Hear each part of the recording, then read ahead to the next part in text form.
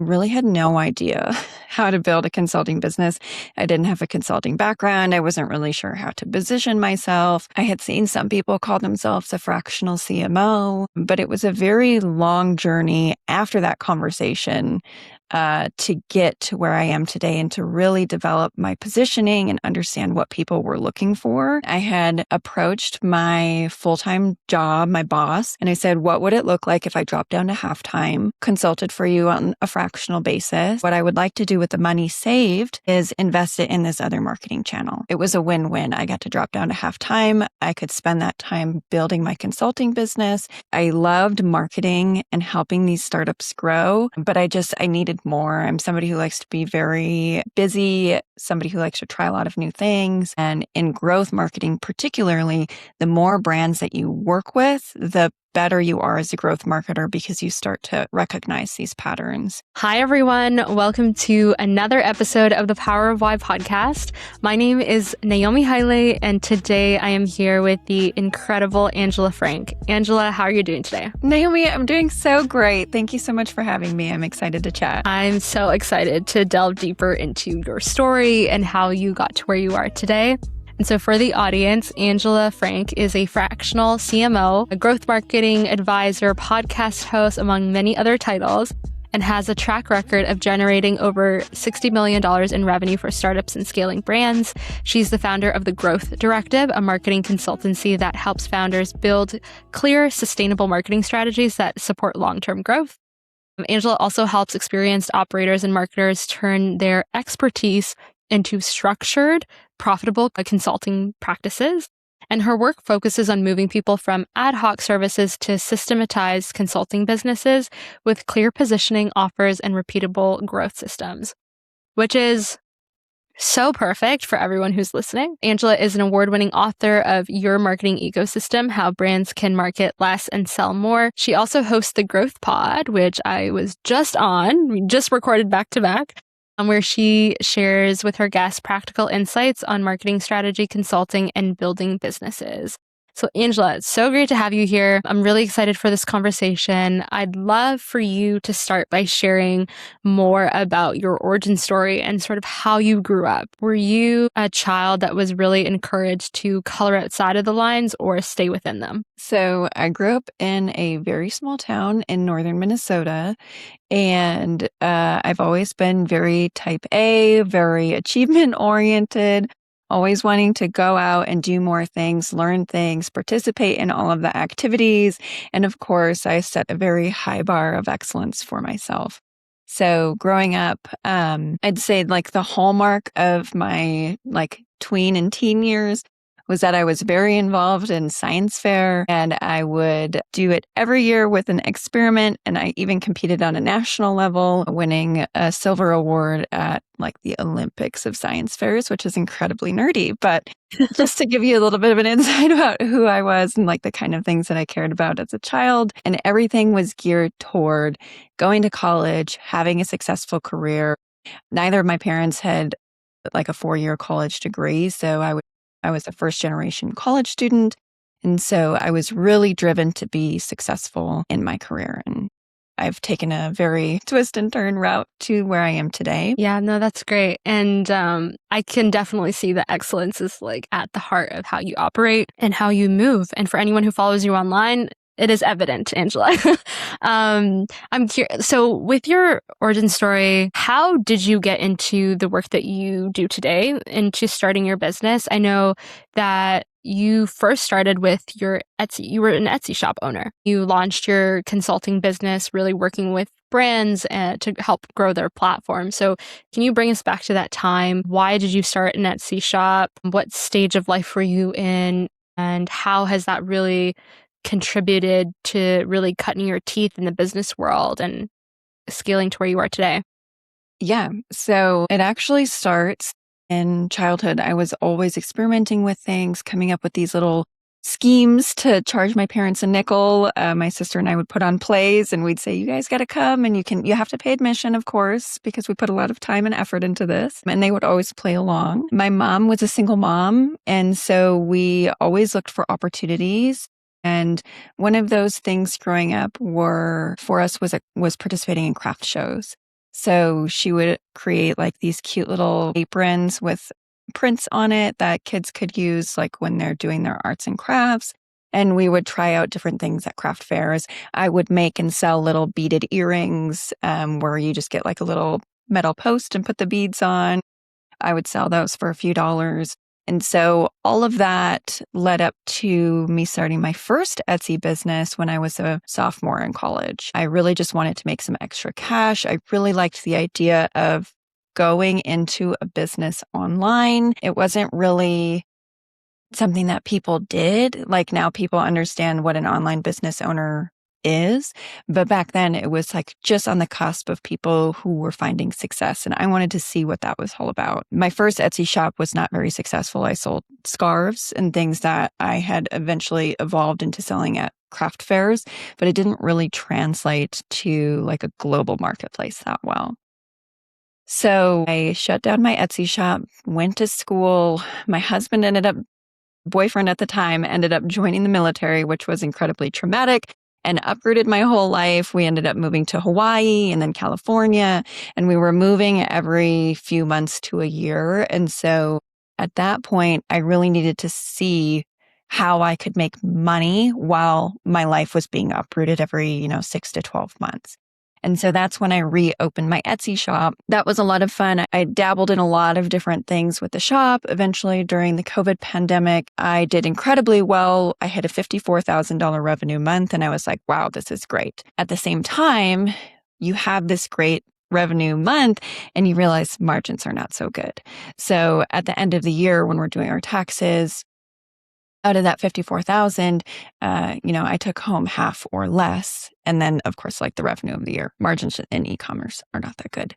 So at that point I went, don't really love running an e-commerce business with low margins. What I love about my Etsy shop is the business and the marketing. And so at that point, my husband left the military. He did his 4 years and he's like, I'm done.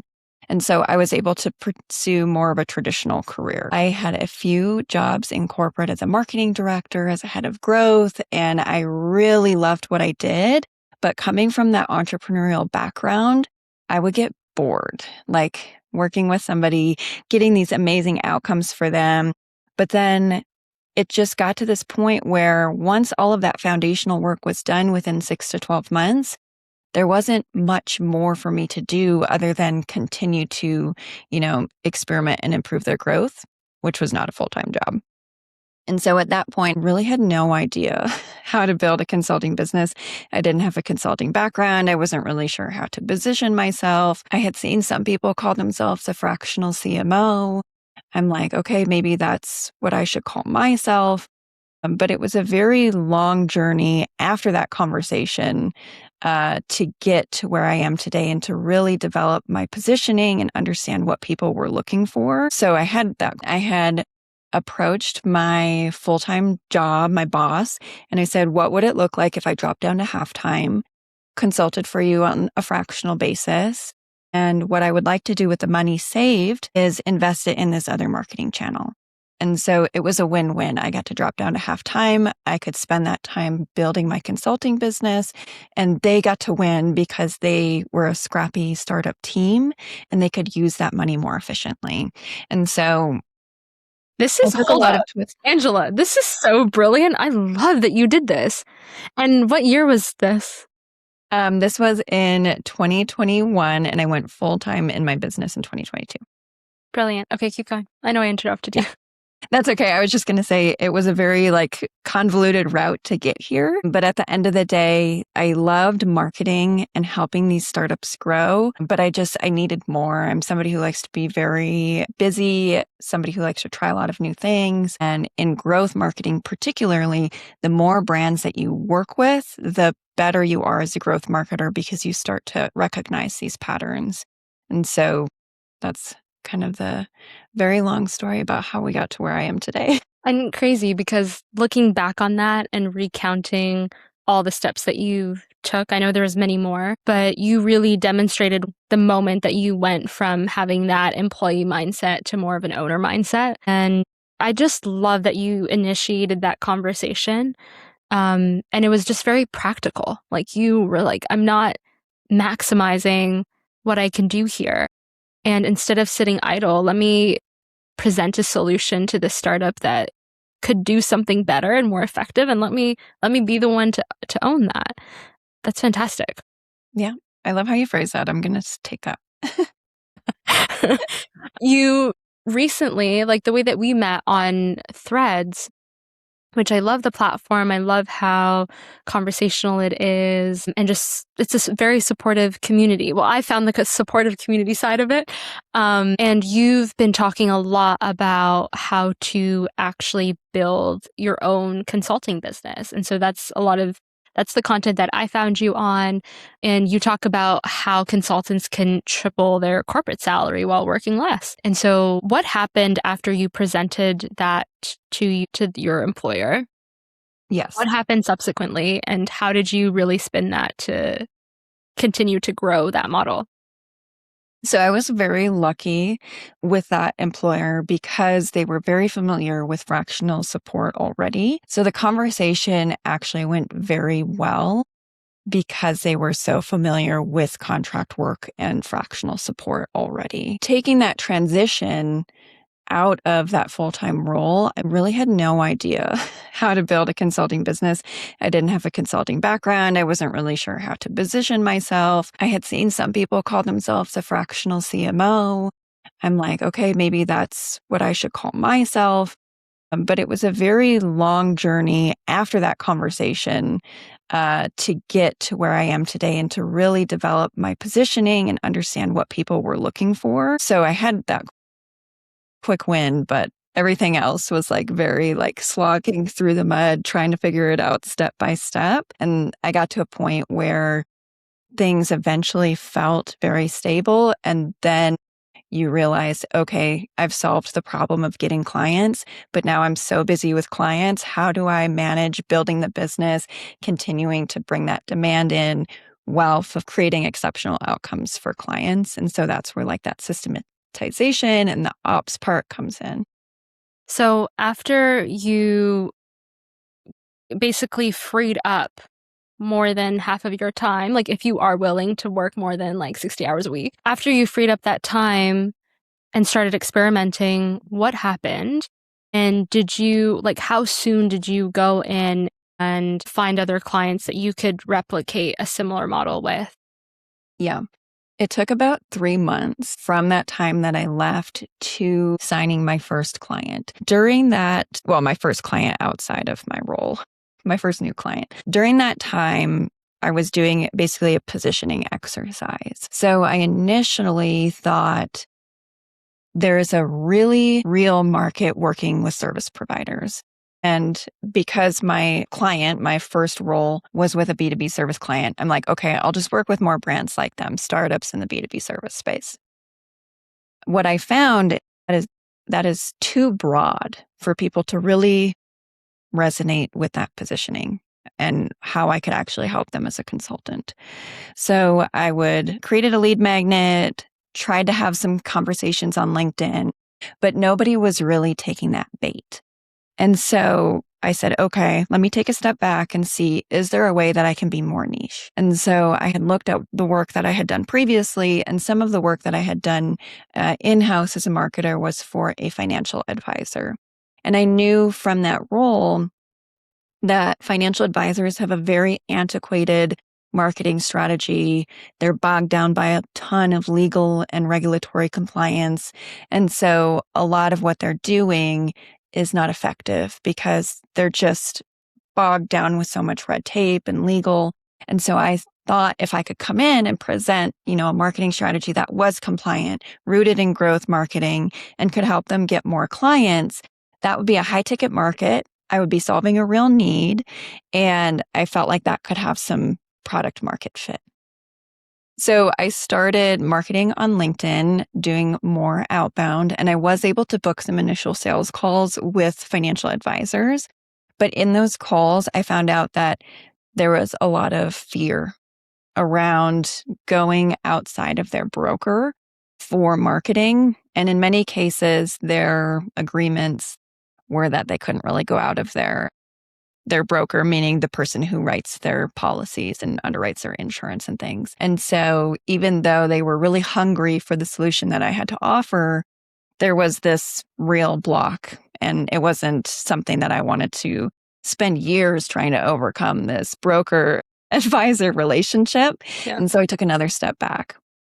And at that time, I had applied to like some fractional talent agencies. And I had had a conversation with someone as part of the vetting process for their firm. And he says, "Oh, you would have been great for this health and wellness client that I just sourced for and placed someone in that role. I think like your health and wellness background is so exciting." And like, he just really liked this health and wellness.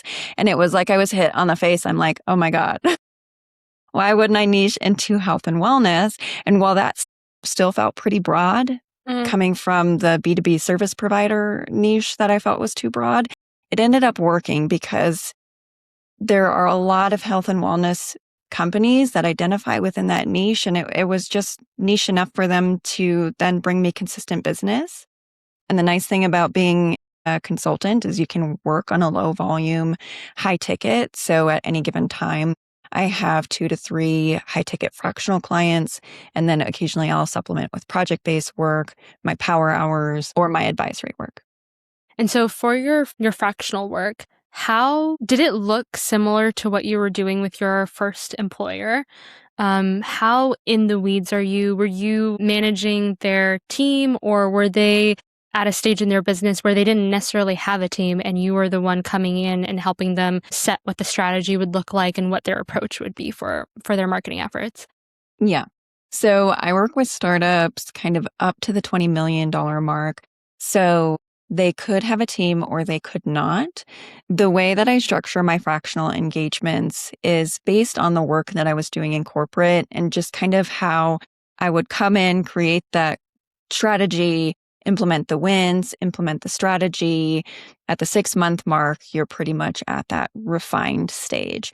And so if you're a high growth startup, that's where then you do your next strategy and you can continue to iterate. But I try to package in these 6-month chunks. That way it's flexible for my startup clients because they can say, okay, great, we know we have a strategy that works and our team is trained on the strategy and they're able to manage it from here on out.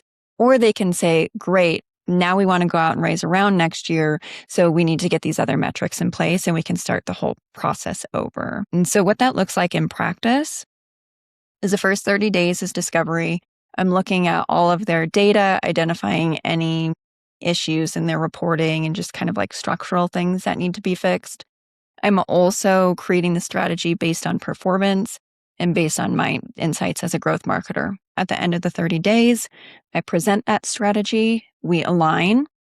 And during that alignment call, I'll also call out if there's resourcing issues, right? We need to bring on a new SaaS platform. We need to make another hire. Does that hire need to be full-time? Can it be a fractional or a channel expert hire on a 1099 basis? And then months 2 and 3, implementing the strategy, working with the team to implement it if they have a team. And at the end of the 3 months, now we say, okay, the entire foundation is built. Where do we still need to tweak? Because with marketing, even the best laid plans, the most informed plans, there's going to be a period of dialing in. So between that 3 and 6 month mark, that's where we're dialing in. If something's doing really well, then we can either scale that channel or take it to another level. And then if something's not working, we can switch in another channel and have that dialed in by the end of the 6 months. That's brilliant. And I love that there's still spaciousness in that strategy for you to get that client to a place where we're getting some traction, we have a foundation built. For you, specifically operationally, how over time have you learned about yourself to know the best way to structure retainers or the fractional model so they don't like consume your entire week and that they are truly part-time for you to then work with 2 or 3 other clients at a time? Yeah. So I think this is something that took me a while to learn because, again, I like to be busy. I'm like very excited about new business. And so I had to learn the hard way where my limits are. And I learned that from signing a client who was needier. Like I knew off the bat, they were incredibly needy, that they had a very dynamic marketing department where things are constantly changing. Like things are always changing in a startup. And then to have like a very Dynamic is a chaotic, very nice word. I love that word for this situation. to have like a very chaotic marketing department on top of it. I knew these things going into the engagement, framed it up as an unlimited engagement, which probably wasn't the best move, knowing that they were a needy client. And so I ended up basically working myself into like a really not great place. And so coming off of that engagement, I knew, okay, realistically, I can handle 2 to 3 fractional clients. I know exactly how I need to frame it up. And I have the conversation about what you can expect out of me in that first call. So when I'm meeting a prospective client for the first time, there's always like, how do you work? Do you work hourly on retainer? And I'm very upfront about I work on a scope of work based retainer. It's not hourly. You can generally expect about 20 hours of work a week. However, it's flex, right? So in a startup environment, you may have something that pops up that needs more than 20 hours a week attention, and I can flex up or flex down depending on your needs. But at the end of the day, everything within the scope of work is going to be accomplished. And then just to clarify for folks, that there's a 6-month minimum in order to work with you. Traditionally, that has been the case. This year, I'm playing around with month-to-month engagements, mostly because consulting is a high trust environment. And so if somebody's finding me on LinkedIn, they're engaging in my content, and they go through and book that sales call, there is a basis level of trust, but I am finding it easier to have that conversation where I guarantee the quality of my work, and it's a simple month-to-month retainer. From a marketing or like a sales perspective, now they're only saying, okay, do I feel like she will get outcomes for me within the first month or the first few months? And that gives me enough time to show up, create exceptional outcomes for the client. And I'm finding that month-to-month retainers have a little bit more longevity. So I had experimented on month-to-month in a much smaller way in previous years. And so this year I'm bringing it into my fractional retainers. So they don't need to make this huge investment decision every 6 months. They just need to decide if, I'm continuing to get outcomes, which I'm very serious about the work that I do and getting outcomes for clients. So I think it's the best of both worlds. Yeah. The reason I ask is because that's also what I've been experimenting with, the month to month. For 2 clients that I signed, we're in February right now. This will probably go up in April. But the first 2 clients that I signed this year, both have been month to month. And because we both know that we're going to deliver results, I think it's a less intense thing for a client to say yes to.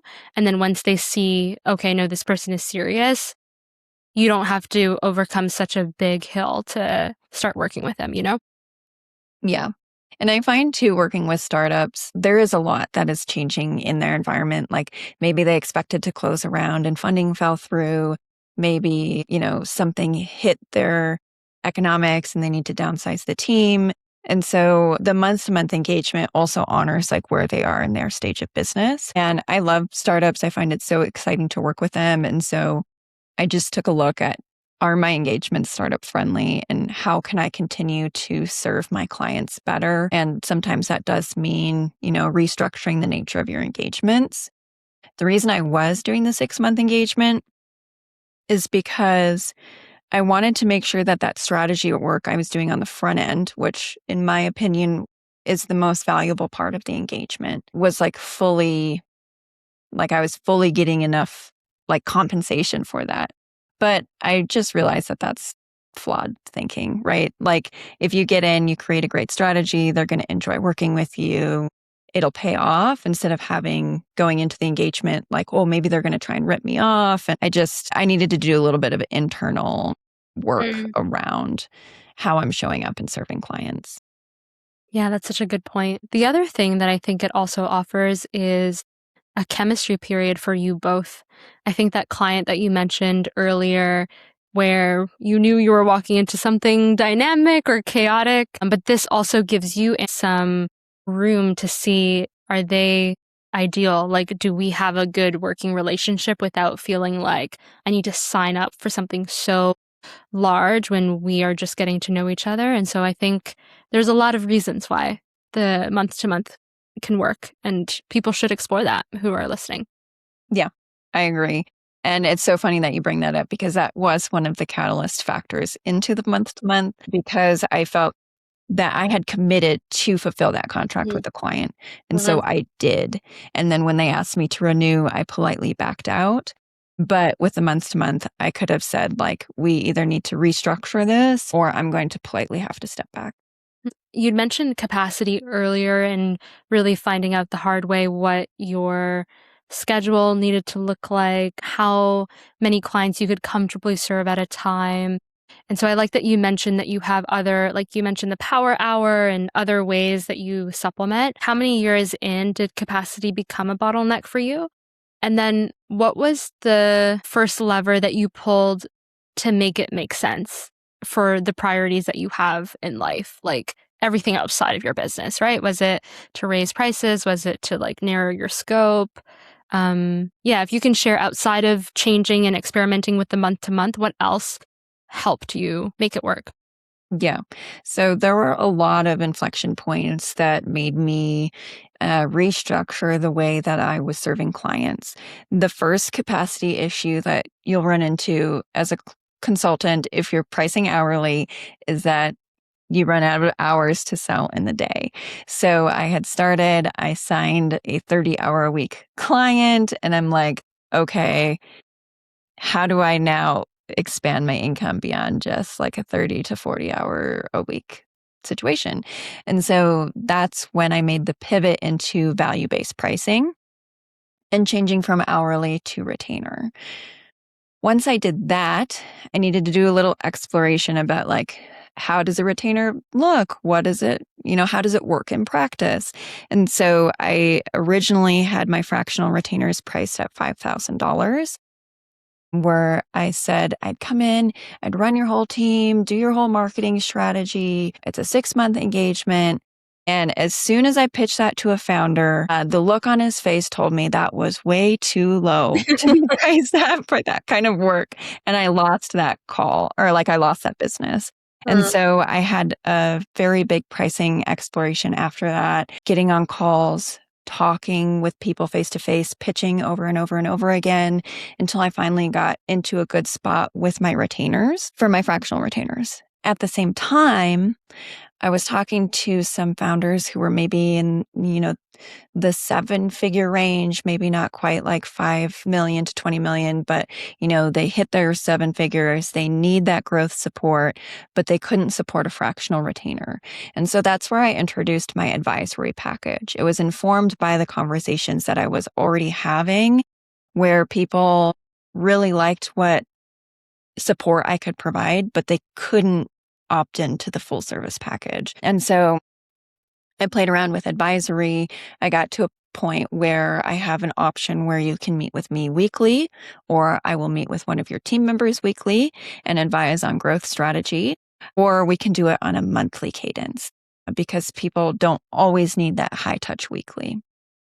Outside of that, I would get requests on LinkedIn like, hey, can I just like run something by you? Can I pick your brain? And so that's where power hours came from. And so every kind of like step of that evolution was informed by conversations I was having and real bottlenecks I was finding in the business. How I got to the 2 to 3 retainers, fractional retainers, is really just understanding my limits. So I thought at one point I could sustain 5 fractional retainers, but to provide the high touch service that I want, to provide the exceptional outcomes, I opted for a lower number of higher ticket fractional retainers.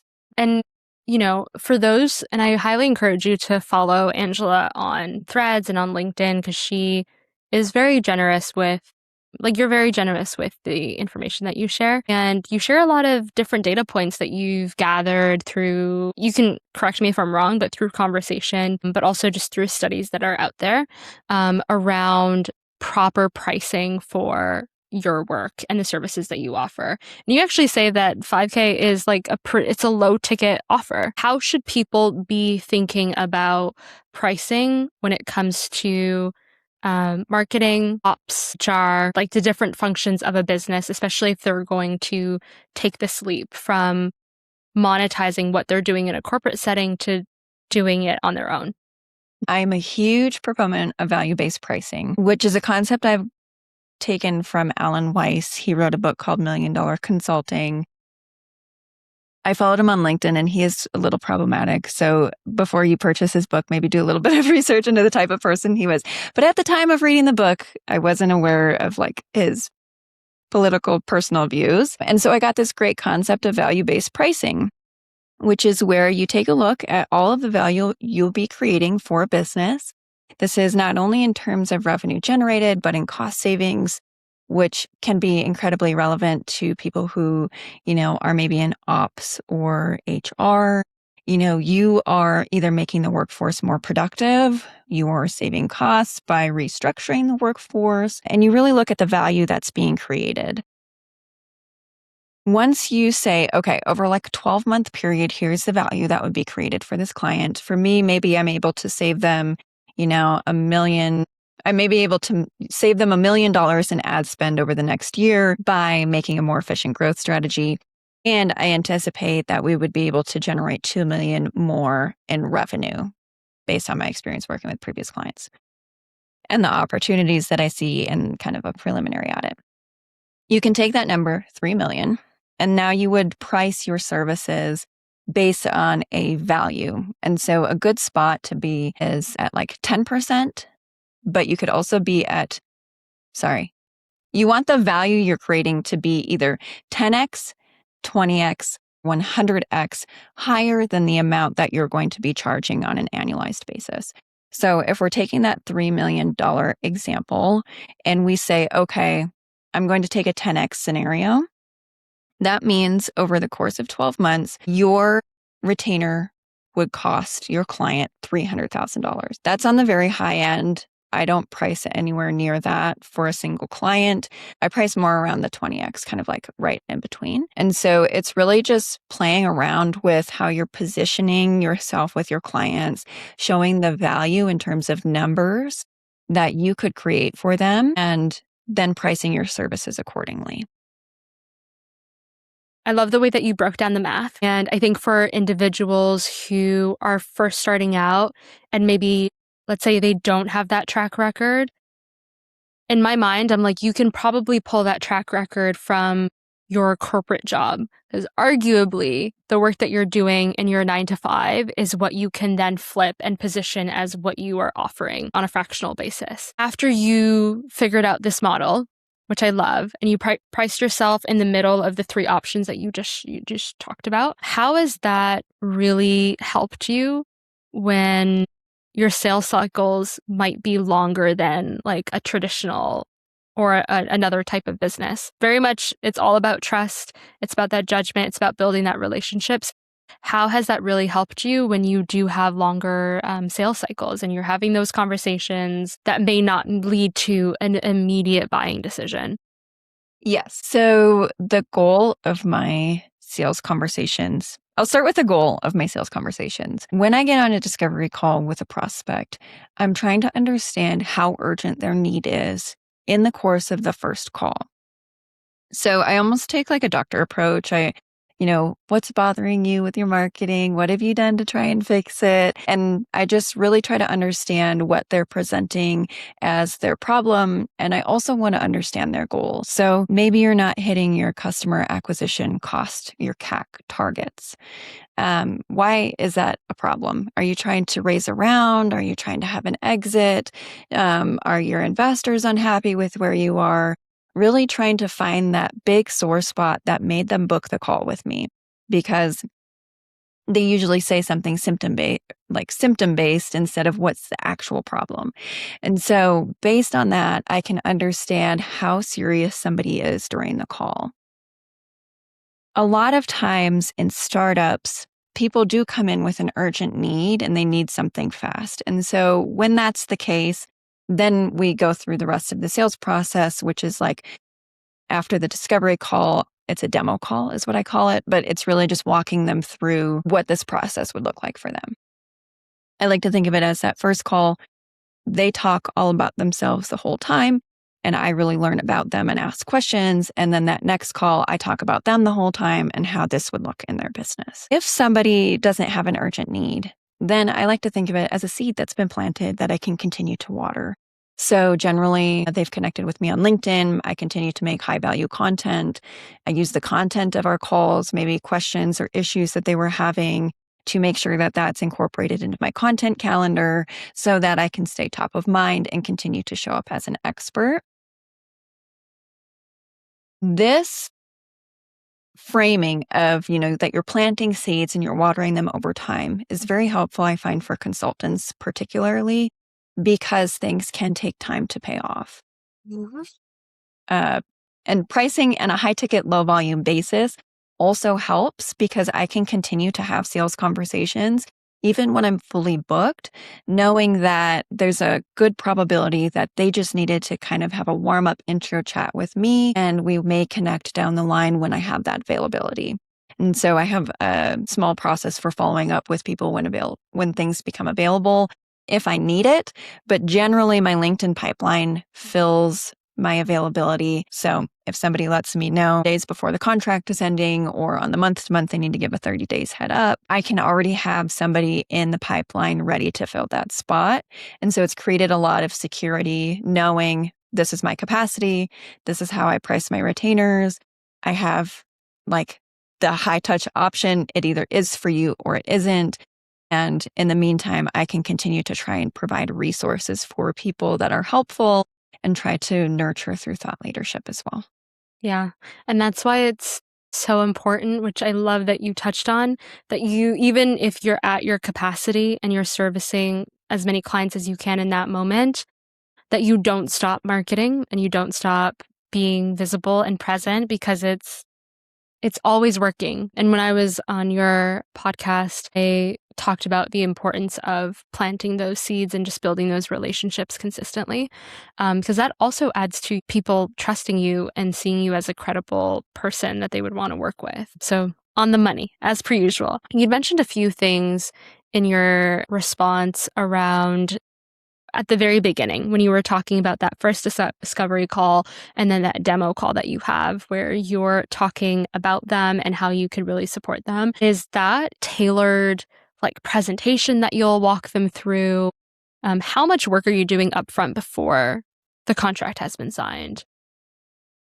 So the work that I do upfront is very limited. The reason I have the demo call is kind of born from working with startups.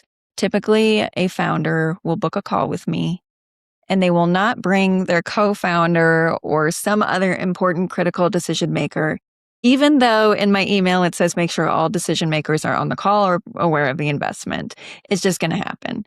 So at that point, they're like, oh my God, I got to get my co-founder on this. And so then we have the demo call. In the demo call, then I do have a little bit of a pitch deck. I make a joke about it, but it's easier sometimes for people to have a visual than to just watch me talk at them for, a half hour. The pitch deck basically just shows the process. I mentioned that I have a phased approach, and so it outlines that. And it also shows just like what the next 6 months working with me will look like. And the way that I present the deck is tailored based on the information that they gave to me in the discovery call.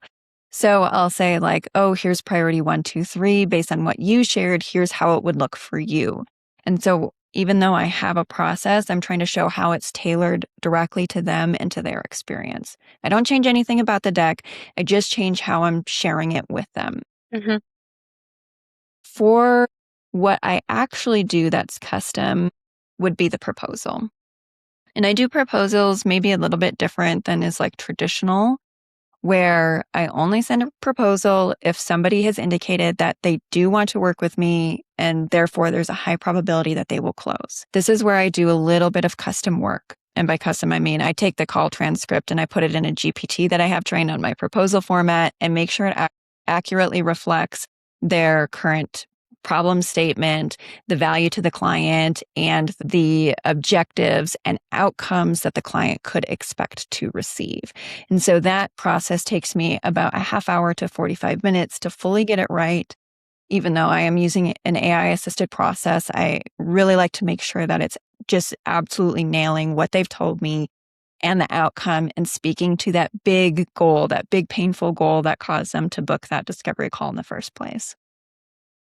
Proposal is also the contract, so it streamlines the whole thing.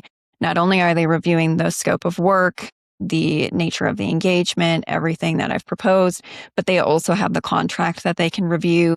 So now there's not okay, we accept the proposal. Now we need to bring the contract to legal. They can do it all in one step. Yeah. Yeah, that's great. Now, this is such a wonderful walkthrough. And as an ops person and as a person who works on systems with businesses, your systems are amazing, incredible, thoughtful, seamless, and just at every point, like throughout this interview, and for those listening, Angela has demonstrated how she is iterating in real time and how she's created a system that not only works for her, but is designed for the people that she wants to work with, which is startups, people who are in high growth industries. And so just that level of intentionality, and you didn't say this, but really like delighting your customers because they're like, wow, everything that you're sharing with me has been laid out and it's very clear for me to follow. I know that goes a very long way. Yeah, I've had a few conversations with like aspiring consultants who are either neurodivergent or have ADD, ADHD. And so, their question to me is, how do you know what to work on and not get swept up in the day to day, especially when you're on a scope of work basis and not an hourly basis? And it really is having that step-by-step process laid out for the client on that front end. They go into the engagement knowing, okay, the first 30 days, I'm going to be getting access to everything. I'm going to be looking at the data, and they know exactly when to expect that strategy. That also helps you as the consultant have focus. Okay, my objective over the next month is to get access to everything, look at the data, create the strategy. We're going to meet to discuss the strategy, and then I'm going to implement the strategy. My strategy is very step by step. Well, in your head, the step by step that you're going to take to implement the strategy.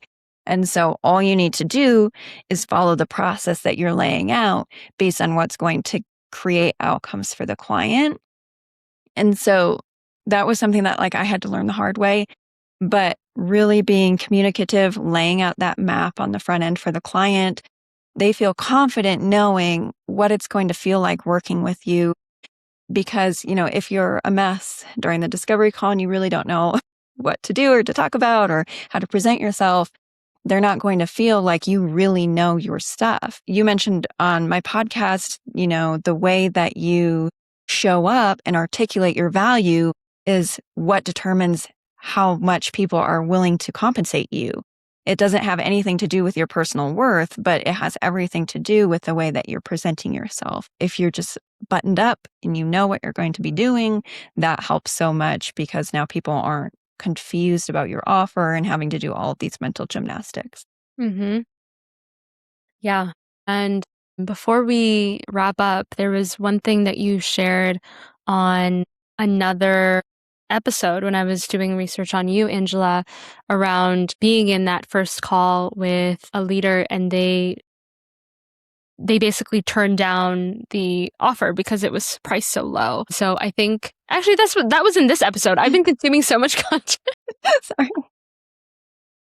But for you, that research that you've done up front, now at this stage of where you are today, there's so much that you're able to contribute and pour into others who are looking to pursue this career more seriously and to really build their own thing. I'd love for you to share a little bit about the program that you've built and your process of taking all of the knowledge that you've gained over the last couple of years and turning it into a curriculum and process that people can follow, engage with, and then launch their own companies. Yeah. So one of the things that becomes so clear as a consultant is that you need those systems and structures to make it so you can do your work efficiently, create exceptional outcomes, but then also continue to grow your own business. And so I've spent the last few years really nailing that system in my own consulting practice. And what my goal is to create a plug and play, basically consulting practice for people who are looking to leave corporate and start on their own journey. Right now, it's in beta, so I'm only taking on 5 people. It's going to be super high touch, but by the time this recording comes out, we will already be mid-beta and the doors are going to be closed. And so what I would say is follow along on Threads. I share as much information as possible in the character limit as I can, but I have a newsletter that's going to be launching designed to help consultants get clients, a podcast that's going to be relaunching geared all towards helping people build their consulting practice. And everything that I'm doing is trying to get you from that ICP discovery, trying to make that not take 3 months, but maybe just a few weeks so you can find that best fit high ticket client for you all the way through signing your first 3 clients. And so that is what you can look forward to at some point. But I want to make sure that, it's going to be a signature program. So I want to make sure that it's totally polished and ready to go before really launching it to the broader market. That's brilliant. And so much of the one-on, I know this is a group beta, but because it's high touch, you'll really have the comfort from the people who are going to go through this to really give you feedback, ask you all of the questions that they have so you can iron that out and what it looks like, which I feel like is the same way that I look at working with clients one-on-one as you're figuring out what your signature offer is going to be.